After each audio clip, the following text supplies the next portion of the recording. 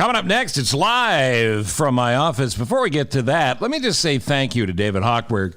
David Hochberg has been the title sponsor for Live from My Office since we first started this effort literally hundreds of podcasts ago. He's a good dude. Sure, he's loud. Sure, he's scary. But he's always in it for you and trying to save you money on the biggest investment in your life, your house, and helping you in other ways to save money and better invest your money as well. So I highly recommend him. And you should consider him anytime it comes up with a financing of an original loan or refinancing. Veterans get special care from Team Hochberg. Ask your questions. There are no dumb questions. There's only dumb people who go to somebody else. Well, that was unnecessary.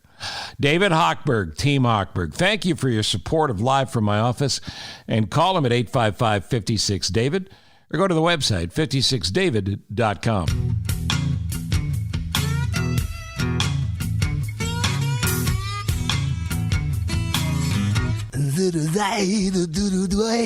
This is Live from My Office. Steve Cochran here.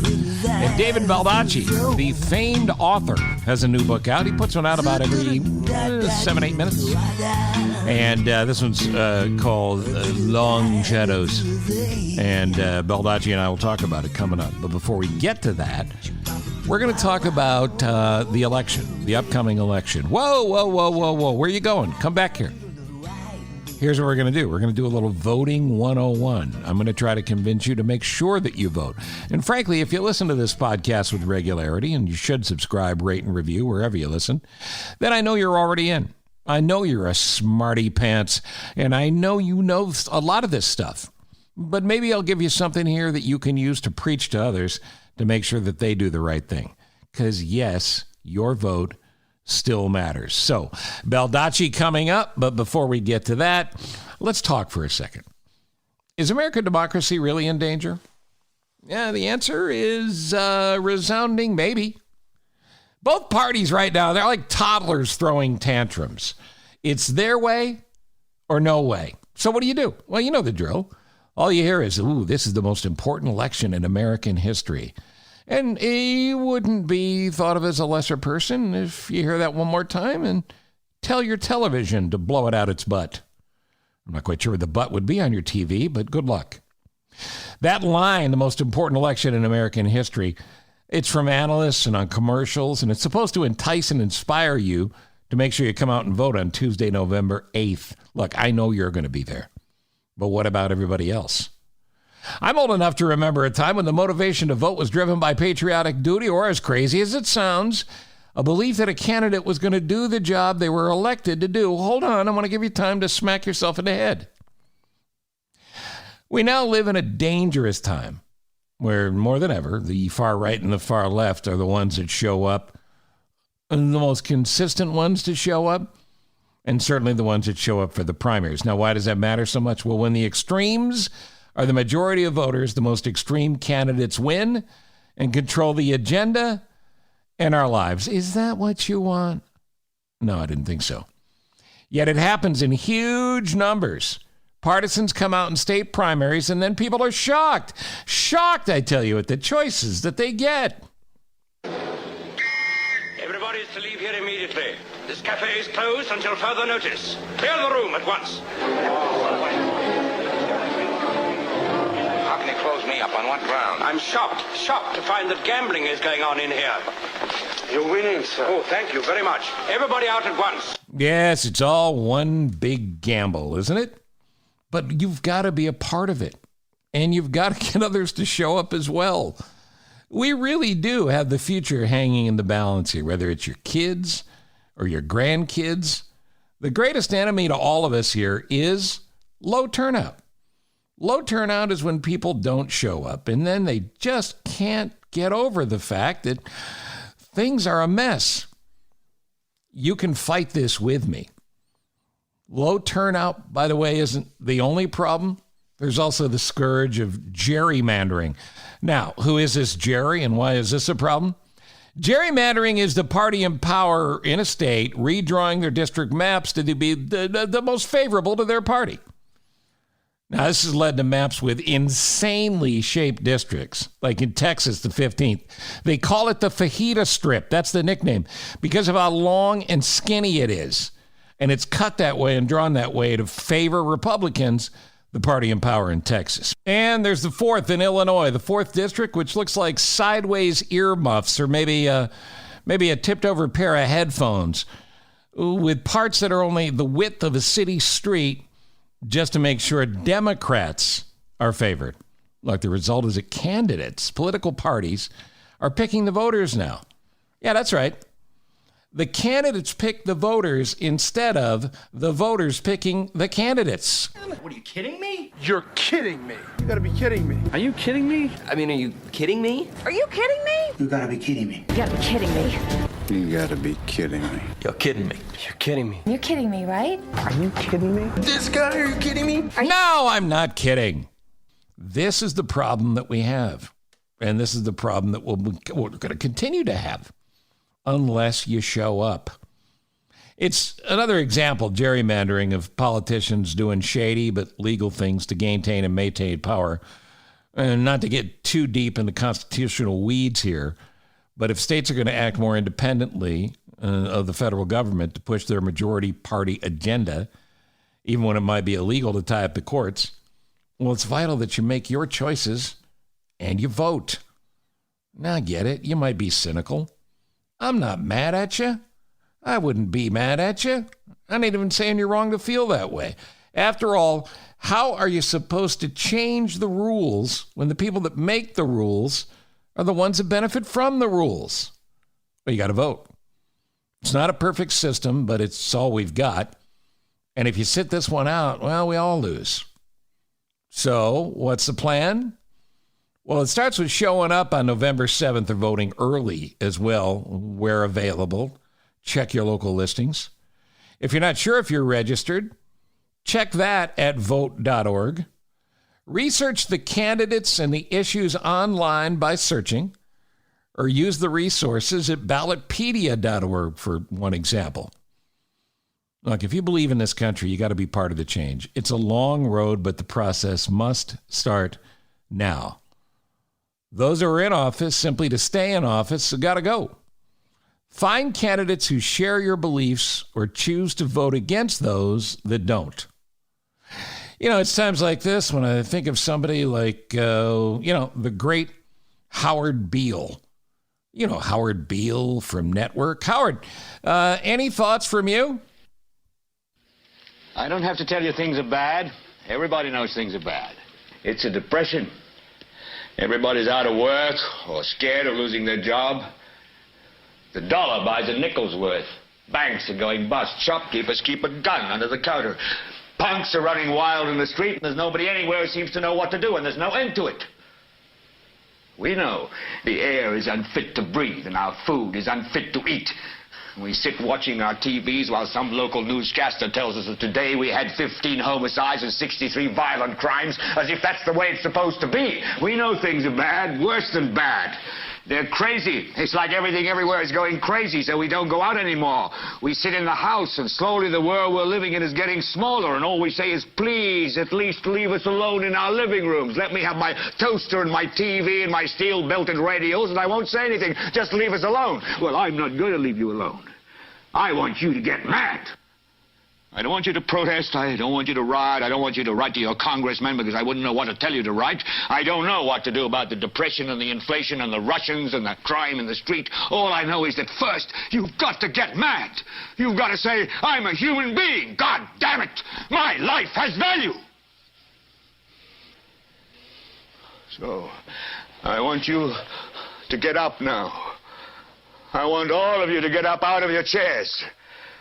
I want you to get up right now and go to the window, open it, and stick your head out and yell, I'm as mad as hell, and I'm not going to take this anymore. It's really kind of frightening how true those words have become. Look, we can do this. You can do this. I can do this. We must do this together. Vote November 8th. No excuses. And bring a friend. And tell your kids you did it and tell them why. I'm Steve Cochran. Thanks for listening as always. and hear me mornings on the Big 89 WLS from 5:30 to 9 a.m. on your smart devices wherever you live, on tons of apps where you can stream live radio as well, no matter where you are in the world. And we continue this conversation now and into the future. I proudly tell you, my show is the only platform, this podcast and the radio show, that's truly independent. It talks about both sides and calls out both sides for not doing the job. So I appreciate your support. As I do the support of my friends at Cantini Golf. We'll get to that in just a second, but a reminder, David Baldacci on his new book in a moment, and then a couple of resources that I mentioned. I'll remind you of those before we're done as well. I'm glad you're here, and I'm glad you're listening to Live from My Office. Well, the golf season's not over, but you can see the end from here. And before this golf season ends in a matter of just a couple of weeks, a few days maybe, get to Cantini Golf Course. Cantini Golf Course always has been one of my favorite places to play. Why?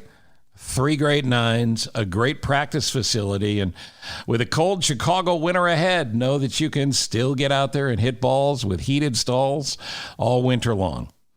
There's also a great teaching situation there, and they'll get you all squared away for any sort of winter trip you might have planned to get away, so your golf game is in order, and, of course, get you tuned up for next spring.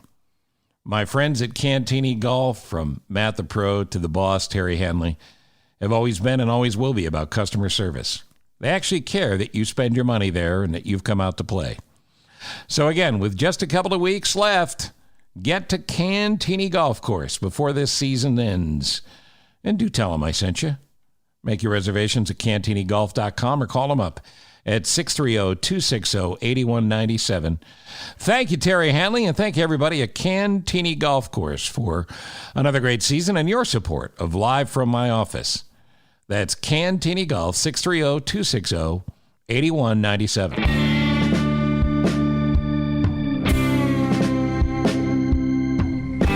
Right, Live from My Office, friend of the podcast, I think is a phrase that is certainly appropriate these days. It's David Baldacci, one of the most prolific authors. Haven't you written enough? Isn't it time for you, David, to take some David time?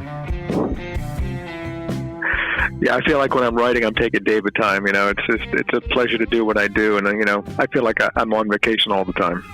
I know you enjoy it, and we've spoken before about how passionate you are about it, and I really am. We're about the same age.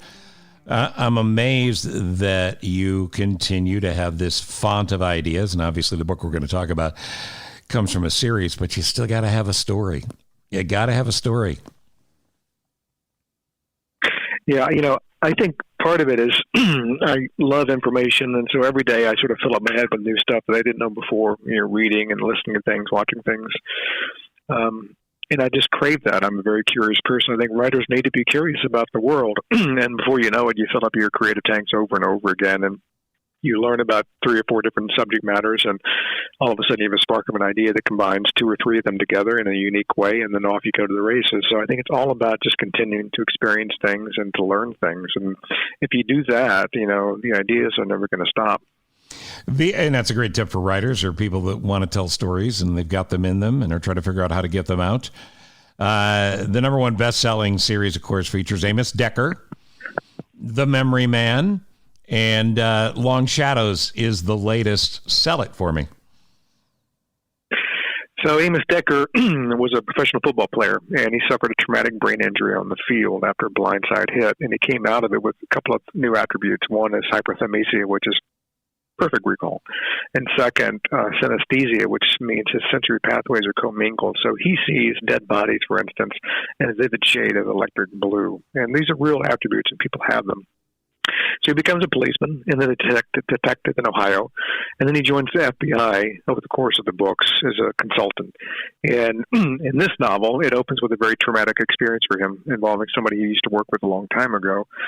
And then he has to meet a new partner, Freddie White from the FBI's office in Baltimore, who now he has to partner with, even though he doesn't want to, and so they butt heads immediately. And then they're called on to solve a double homicide of a federal judge and her bodyguard in South Florida. So they jump on a plane and fly down to take on another case. And the characters recur, but their lives change. How hard is that to track? I'm trying to picture your process because you got a lot of compelling characters here. Do they stay in your head, or do you literally have a storyboard in your office to, keep you on track for the arc you've developed?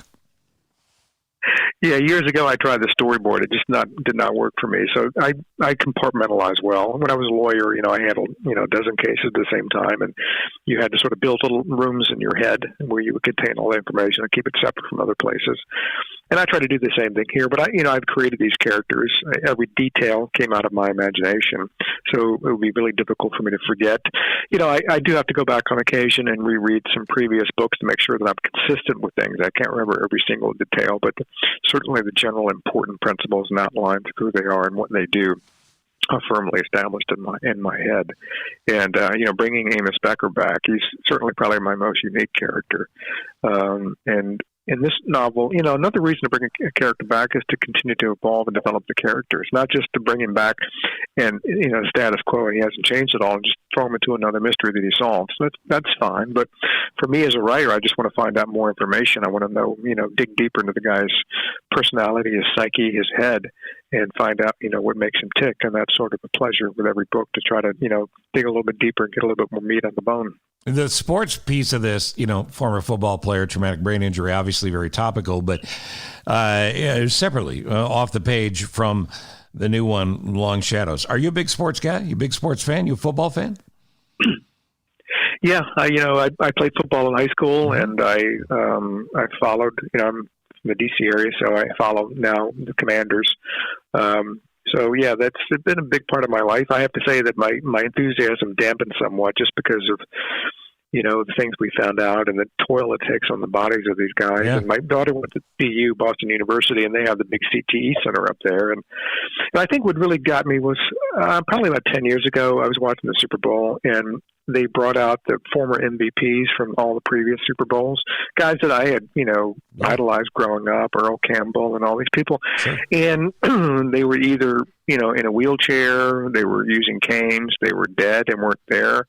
And, the guys in their 50s, 50s and 60s, who were just physically destroyed.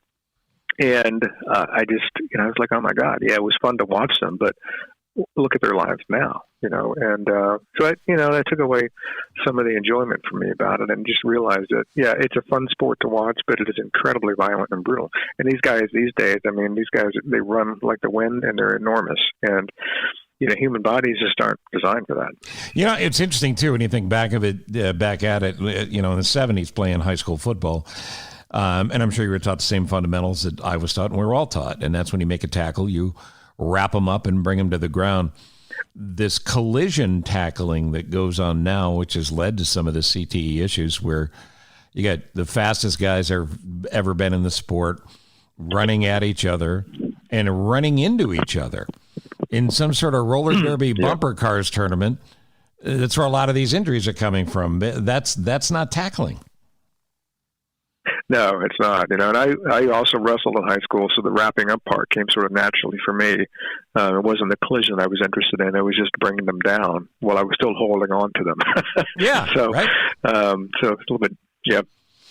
I want to talk about your foundation because I think it's great things that you're doing, and I have a brother who has limited reading. He's special needs, but he has limited reading abilities as an adult. But tell everybody about the Wishing You Well Foundation.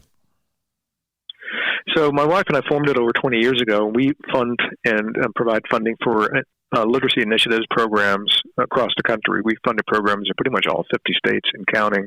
We also have a book collection effort called Feeding Body and Mind, and we collect books on my book tour, and we send those to food banks. People seeking food assistance often have low literacy skills, and so they can take home not just food, but books as well that might break them out of that generational cycle of poverty, because illiteracy and poverty go hand in hand, obviously.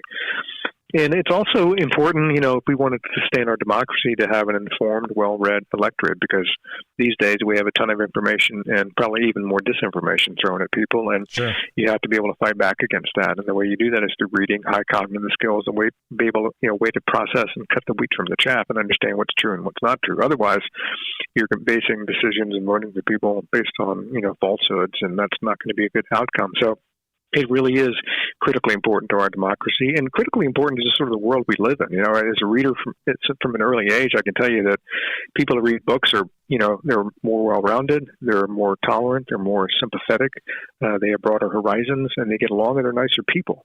Just because I grew up in Richmond, Virginia in the 60s in a very segregated community, and what saved me from having a certain world perspective were books. I went to the library every week, I checked out books, I saw the world through books, and that changed who I am. Well, it's a huge deal, and to have access to it and not have people, the thing I struggle with, and I know as a family guy you do as well, parents should absolutely have input into their children's education, but you can't determine your child's curriculum. And the minute we start to take books out of libraries and eliminate the ability for kids to read books, man, that's a dark road. Yeah, I mean, I've been asked this same question about the book banning and book burning, on this tour this morning, and I have to say that in 2022, I didn't think I'd have to be talking about this. Right. But as a student of history, and anybody who reads should know this, that this is an old playbook. This is not anything new. It's been done before, and every time that it's been done, there have been cataclysmic outcomes. And I think people just need to understand that the slippery slope is indeed slippery.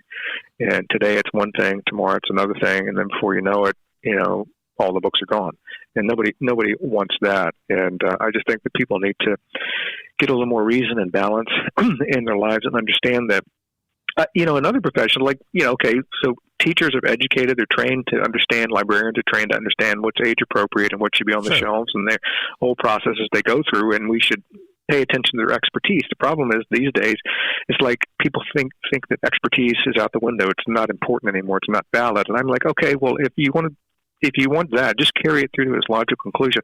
Next time you get on a plane, go in the cockpit and tell the pilot you're going to fly it, because how hard can it be? Right. Or you have to have surgery. Doc, I got it. My friend, I got it. Yeah. My friend Bob went to Lowe's this morning or Home Depot. He's got a lathe. He can take care of it. Yeah, it's a crazy time in that regard, that we think we know more than we do, and we're willing to say it out loud. I don't. It's baffling. We are willing to say it out loud. Yes, exactly right. I don't know where it's going to end, but it's quite an interesting and fretful time right now. I don't know what the outcome is going to be. Well, you got to stay involved, right? I mean, that's the key, and everybody wants to say you need to be. No, go ahead. No, you have to stay in the game. This is when people need to step up, not shrink back. Right. And if you have someone who's willing to get into politics, who's passionate about it, and you believe as they do, support them. But certainly, and I always tell people this too, is like, find something you really, really disagree with, and then Google search it and find out where that opinion came from.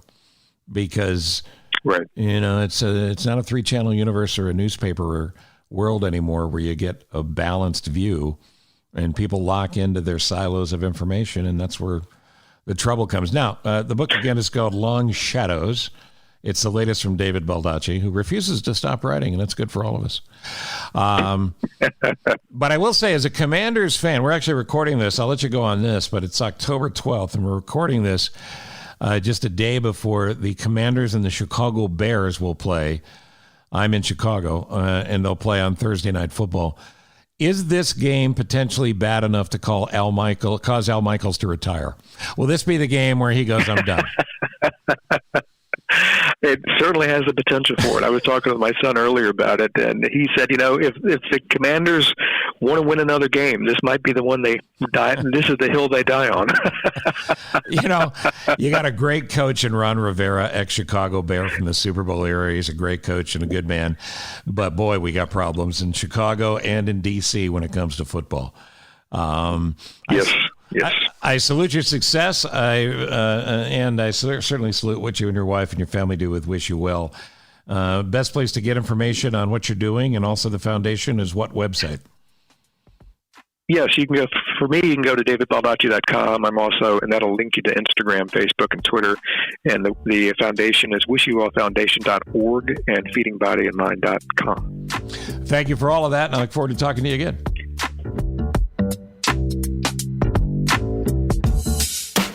Well, there you go. You got your David Baldacci. You got my sermon on voting, and hopefully you got some entertainment from it all and information you can use. Again, vote.org and ballotpedia.org. Both great sources. Vote.org can help make sure you're registered, tell you how if you're not.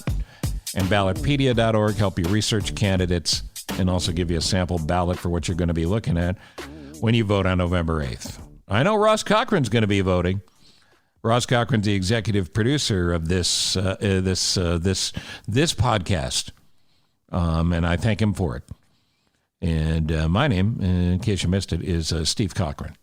I'm glad you listened to Live from My Office. Please tell your friends as well to join us and subscribe, rate, and review wherever you get podcasts. Thanks for listening one more time to Live from My Office. 30 years plus on the airwaves. You have turned your dial to me. Now you're tuned into my podcast. It's Live from My Office, Steve. From Ithaca, New York to Carolina South, W. Cochran Steve. From Minneapolis and then Chicago twice, top rated shows achieved. Sit back, relax, and now listen to my show. When or wherever you are, 'cause you're on the go. A-list celebs with some laughs and great info. Live from my office, the Steve Cochran Podcast Show. Yeah, yeah, yeah. No better place to be. Yeah, yeah, yeah. Subscribe and like for free. Yeah, yeah, yeah. Live from my office, Steve. So glad you're with me. It's Live from my office, Steve. Thank you for listening to Live from My Office, a service of Monkey Run Productions. All rights reserved. The podcast is hosted by Steve Cochran, and it's mixed, edited, and produced by me, Ross Cochran. Steve is available for corporate speaking gigs. He would love to MC your event, and occasionally, he's funny. Thank you for listening. Head to cochranshow.com for more.